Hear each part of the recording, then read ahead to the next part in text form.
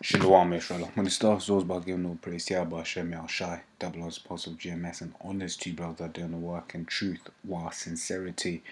I saw this art this basically this section here on a newspaper on my way home from work, and it basically made me think of certain things with scripture. Right? So I'll just read it to you quickly. It says Daniel John. So the backstory is there was a train crash yesterday, yada yada yada.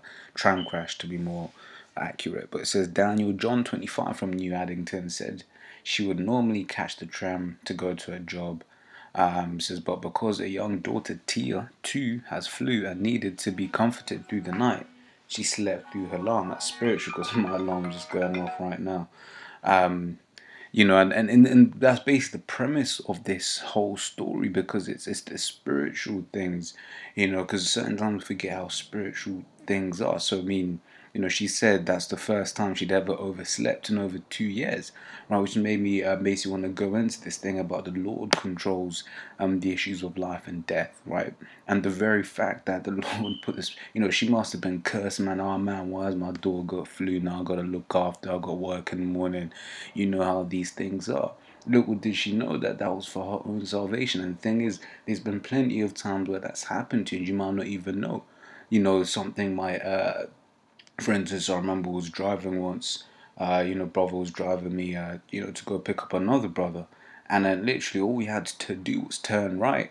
But the sat nav made us take the long way, and then at the time you're thinking like, what the fuck? But then when you actually think about it, that might have been the Most High really just guiding you away from a particular situation, right? But let me go into scriptures, just to go and make the point that I want to make, because this is Wisdom 16 and 13. So, for thou hast power of life and death, thou leadest to the gates of hell and bringest up again, right? So the Most High is the one in control of life and death.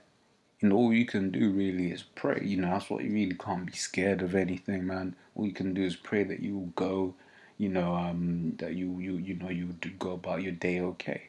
That's the most that we can do in this kingdom. Because if the Most High wants it so, we can be taken out like that in an instant, man. It says Sirach 11 and 14 says, prosperity and adversity, life and death, poverty and riches come of the Lord. Right, so everything comes of the Lord, whether we deem it good or we deem it bad. Once again, I'll go back to this. This woman here would have been complaining, thinking, God damn, this kid, man, now I'm going to be tired for work.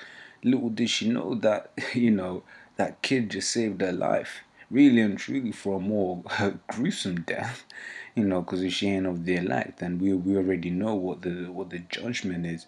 If she ain't sanctioned to be saved, then it's peak for her.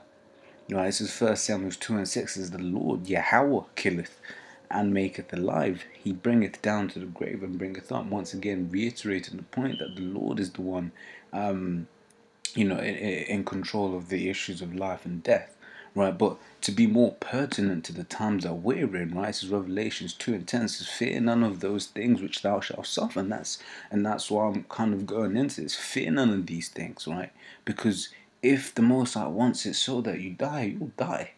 They start us like wrong tab. They start the what do you call it?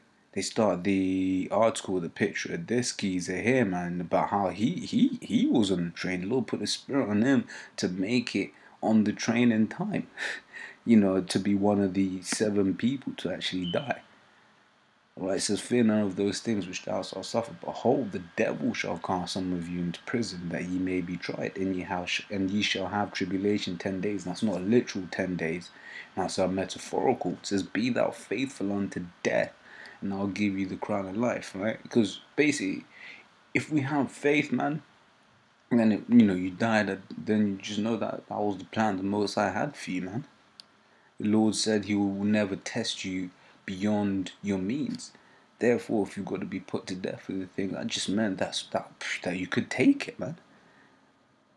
But what does the scripture say? If a man die, shall he live again? Let me get that, after this. It says, be thou faithful unto death, right? If that's your lot, that's your lot. There's nothing you can do to change that. if you feel like taking the chip is going to somehow change you living or done, then you're greatly mistaken. There's nothing that you can do rather other than just live out this life. That's Job somewhere, I believe. Job 14:14. If a man die, shall he live again? All the days of my appointed time will I wait till my change come. Right? Job and the prophets of old, the apostles that were with Yahawah, they understood reincarnation. People these days, that's far-fetched to them.